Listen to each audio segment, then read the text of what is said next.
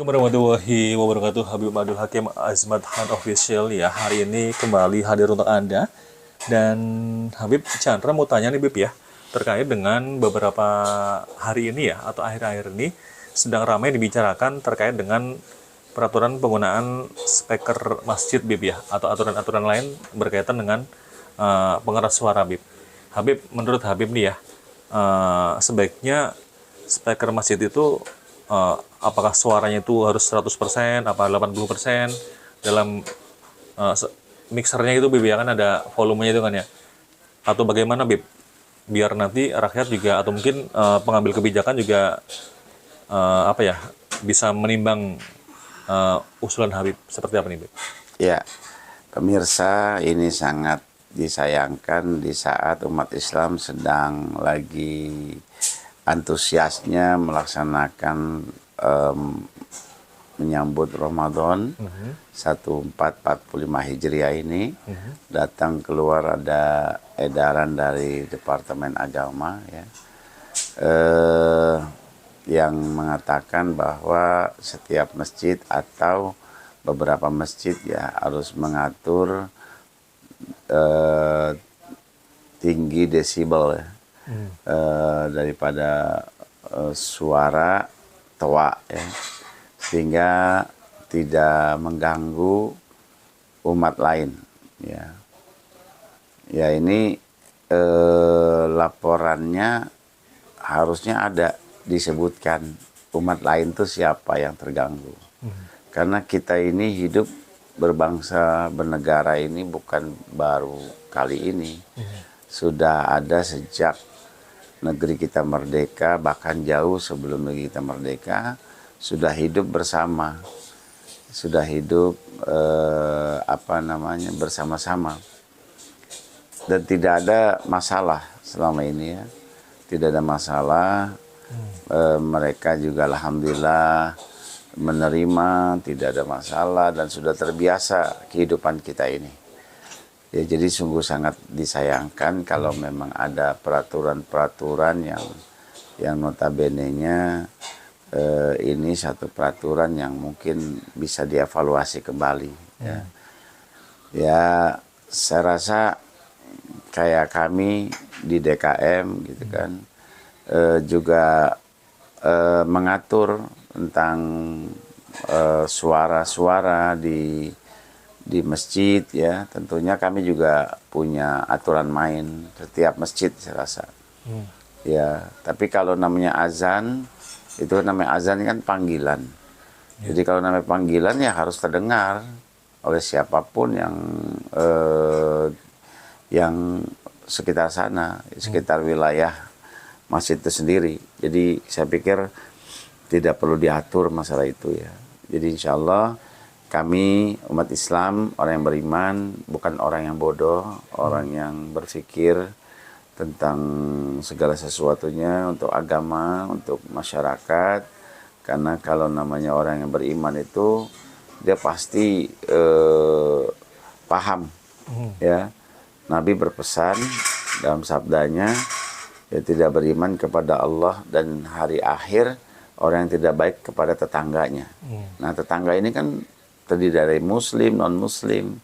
Jadi Islam sudah diatur. Nggak usah diatur dengan peraturan. Dengan sendirinya Islam itu sudah mengatur dirinya, insya Allah. Semakin beriman, semakin kuat iman seseorang, pasti akan semakin baik, insya Allah. Jadi nggak perlu diatur, harus begini. Justru pengaturan demikian itu justru akan menimbulkan kontra sendiri di internal umat Islam. Jadi insya Allah pemirsa, saya rasa kita sudah dewasa, sudah bukan anak lagi, sudah memahami agama kita, agama Islam, yang mana Islam mengatur kehidupan yang luar biasa, bertetangga, bersahabat, dan bersaudara, bukan hanya kepada Muslim, tapi buat kepada seluruh manusia. Ya, pada seluruh makhluk Allah Subhanahu wa Ta'ala. Itu dikatakan Islam rahmatan lil alamin. Jadi nggak perlu diatur, insya Allah kita sendiri dengan sendirinya. Terkecuali mungkin di daerah-daerah tertentu ya, yang notabene-nya mayoritasnya bukan muslim, Ya tentunya pasti juga orang Islam di sana pasti sadar dan paham, tahu letak mereka berada dimanapun. Ya. Bib, mau izin Bib, kan Habib istilahnya pernah naik haji kan ya atau umroh Bib ya. Kalau peraturan di sana gimana Bib? Kalau peraturan misalnya di masjid itu adanya seperti apa, suaranya dan sebagainya itu bagaimana? Bib? Atau mungkin di Masjidil Haram itu gimana sih Bib? Suasana? Masjidil Haram itu suaranya terdengar bisa sampai radius sekian kilometer. Ya karena di setiap jalan-jalan tiang-tiang listrik mereka ada speaker toa kecil, ya yang suaranya itu bisa bisa menggaungkan ke seluruh lingkungan sekitar Masjidil Haram. Jadi Masya Allah deh kalau di sana mah udah nggak usah dibilang lagi ya. Dan memang di sana kan mayoritas, bukan mayoritas, di sana 100% Muslim. Jadi nggak ada masalah. Subhanallah. Bahkan istilahnya Sebenarnya bukan nggak ada masalah, semua juga nggak ada masalah. Di Indonesia juga nggak pernah ada masalah. Saya ambil contoh. Saya punya tetangga, ini kan kita ada lingkungan non-Muslim ya. Ya ada di Taman Modern, Cakung ya.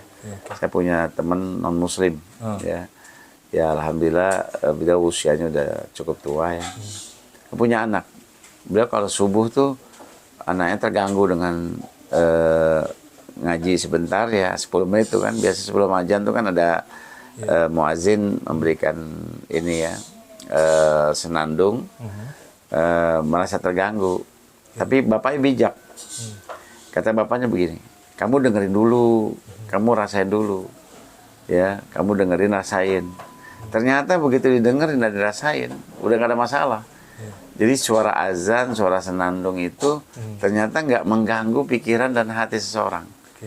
Beda kalau sama, mungkin kalau kita musik ya, selain azan atau selain senandung ayat suci Al-Quran, ya kita bisa lihat bagaimana Abu Jahal, Abu Lahab. Beliau dua-dua manusia yang benci sama Islam ini, tapi diam-diam ingin mendengar suara ngajinya Nabi Sallallahu Alaihi Wasallam. Artinya apa? Bahwa suara azan, suara ngaji itu insya Allah bagi non Muslim pun sebenarnya senang mendengarkan itu. Kenapa? Karena siapapun di antara kita pengen orang baik. Kan kalau orang sholat itu pasti orang baik. Kalau orang ibadah pasti orang baik. Kan kalau orang baik nggak mungkin adanya kejahatan di daerah situ. Justru sangat disayangkan kalau satu daerah agamanya nggak ada, ya komitmen kepada masjidnya nggak kuat. Nah, itu justru sangat disayangkan. Akan timbul daerah tersebut daerah tidak aman. Justru daerah yang mayoritas, daerah yang subuhnya, zuhurnya, asarnya, maghribnya, isyanya penuh masjidnya, insya Allah cenderung aman, insya Allah. Dan non-muslim pasti akan senang, 100%, insya Allah. Subhanallah, Bib ya. Karena memang kalau misalnya di suatu daerah ya, tidak ada orang yang mengucapkan la ilaha illallah ya, Bib ya. Atau mungkin tidak berzikir, bahkan di situ malah banyak maksiat ya, Bib ya. Betul. Malah kita di situ malah tempat yang berbahaya, ngeri ya, Bib ya. Betul. Karena bencana alam, gempa dan sebagainya. Nah, itu belum ditinjau dari segi itu, ya kan? Al-Quran menyatakan, berfirman, Allah tidak akan mengazab satu kaum selama engkau, wahai Muhammad, ada di tengah-tengah mereka, dan Allah tidak akan mengazab satu kaum selama kaum itu beristighfar pada Allah. Jadi selama kita ada sholawat, ada istighfar, kemudian dikumandangkan, ingat, bencana bisa reda dengan azan. Ya, bencana, kebakaran, hujan besar, petir, kemudian angin yang sangat dahsyat itu bisa hilang dengan suara azan. Insya Allah. Jadi pemirsa, ya mungkin kalau non muslim dengar ini, insya Allah coba renungin, ya. Insya Allah nggak ada kebencian kami sebagai kepada kaum di luar Islam, kepada non-Muslim tidak ada. Kami hanya menjalankan syariat Islam. Dan coba kalau kita perhatikan azan tuh, Allahu Akbar, Allahu Akbar, Allah yang maha besar. Artinya apa? Kita mengingatkan kepada seluruh manusia nggak boleh sombong, gitu kan? Terus kemudian asyhadu an la ilaha illallah, tidak Tuhan selain Allah. Ya, untuk apa? Mendekatkan diri kita kepada yang memiliki alam semesta ini. Wa asyhadu anna Muhammad Rasulullah. Muhammad Rasulullah sebagai petunjuk, pemberi petunjuk. Ingat, Jerry the Grey, ya, atau Michael Hart mengatakan bahwa manusia yang paling mulia nomor satu adalah Nabi Muhammad SAW. Padahal beliau, Michael Hart, itu bukan orang Islam. Ya, diakui di seluruh dunia, diakui bahwa Nabi kita itu seorang tokoh yang luar biasa. Hayya 'alas sholah, ayo kita sholat. Sholat artinya apa? Inna sholata tanha 'anil fakhsai wal munkar. Sungguh sholat mencegah perbuatan keji dan mungkar. Itu artinya aman ya di situ, Bib, ya? Aman. Hayya 'alal falah. Ayo menuju kemenangan. Menuju kemenangan. Kita orang yang sholat itu adalah orang yang menang. Menuju kebaikan. Ya. Kemudian Allahu Akbar, Allahu Akbar, la ilaha illallah. Jadi nggak ada satupun di dalam bait azan itu yang memprovokasi, nggak ada. Justru inilah yang harus diingatkan pada kita semua. Ya, jangan kita terlalu kalau bahasa saya mengada-ngada ya. Kalau mengada-ngada, insya Allah kalau memang ada laporan, ada laporan dari agama ini, agama saya nggak ada, tidak pernah ada. Oke deh.